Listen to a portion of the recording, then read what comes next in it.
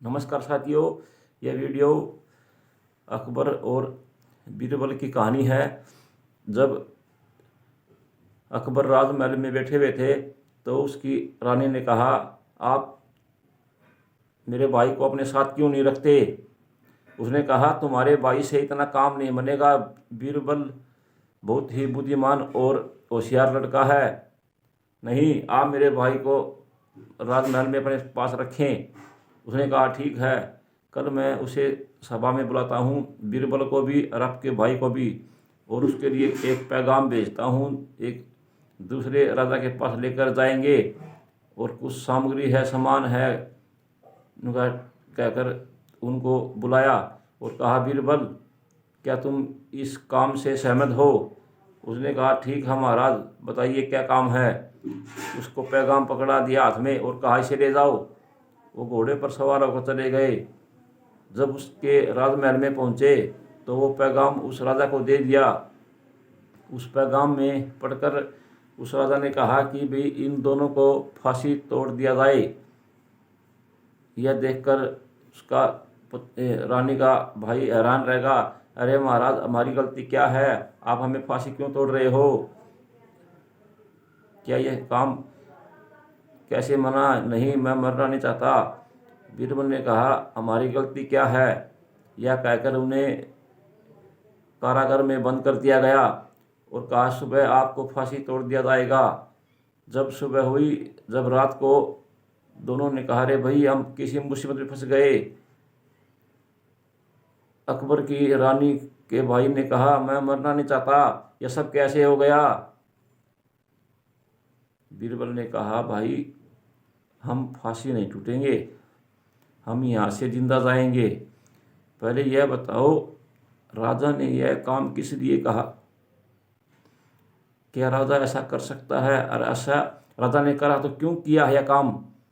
उसने कहा, अरे भाई हम तो कल मरने वाले हैं, आपको काम की लगी है, चलो हम यहाँ से निकलने की तरकीब सोचते हैं। अरे कहा, भाई हम कल यहाँ से जिंदा जाएंगे, आप शांति से काम लीजिए।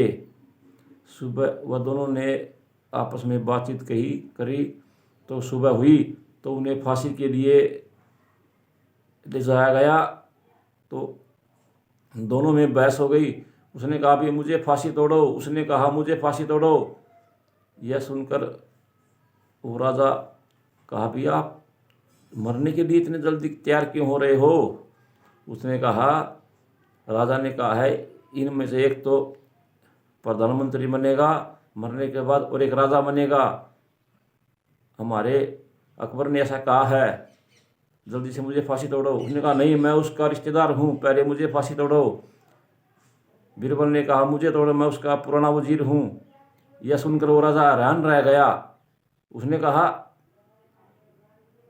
जो उसके पास खड़ा हुआ था वजीर, अरे महाराज जी, आप इन्हें फांसी मत तोड़ो, यह पैगाम उसके पास भेज दो, राजा के पास, भाई हम इसने फांसी नहीं तोड़ रहे हैं, हमें जिंदा आपके पास भेज रहे हैं।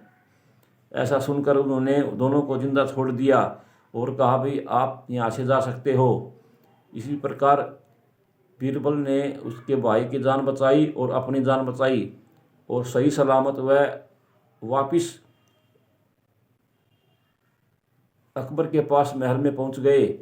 जब अकबर ने उन्हें देखा, उन्हें कहा, अरे भाई बीरबल, आपको क्या सब कुछ पता था। जो पैगाम में तो मैंने आपके मौत का सामान लिखा हुआ था।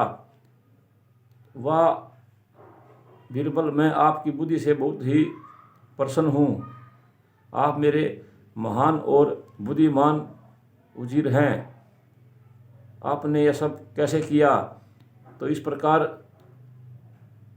बीरबल ने सारी कहानी बताई और अकबर ने कहा, देखा रानी, क्या तुम्हारा भाई ऐसा काम कर सकता है।